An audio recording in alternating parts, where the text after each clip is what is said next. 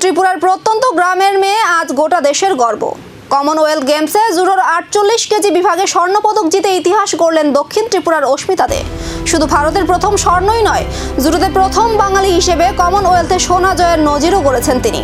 স্কটল্যান্ডের গ্লাসগোতে অনুষ্ঠিত 23তম কমনওয়েলথ গেমসে মহিলাদের 48 কেজি জুডো বিভাগে দুর্দান্ত লড়াইয়ের পর গোল্ডেন স্কোরে কানাডার প্রতিদ্বন্দ্বীকে হারিয়ে স্বর্ণপদক জিতে নিলেন ত্রিপুরার কন্যা অস্মিতা দে।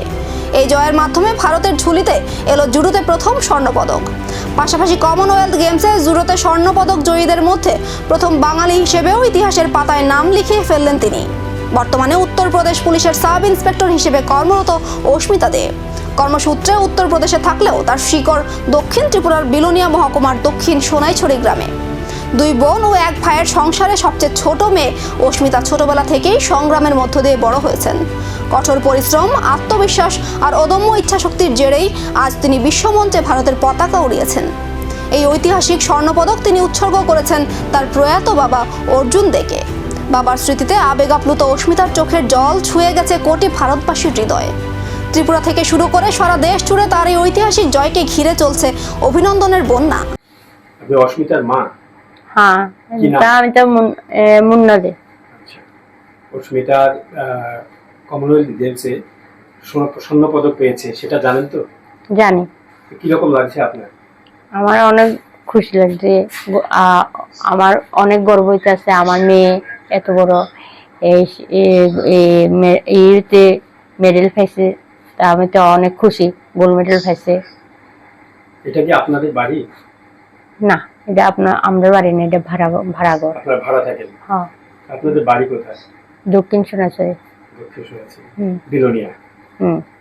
তো মেয়ের সাথে কথা হয়েছে মেয়ের সাফল্যের পরে কথা হয়েছে যে এতটুকুই কথা হচ্ছে যে মা, আমি গোল্ড মেডেল পাইছি, তুমি তো শুনছ যে তুমি খুশি?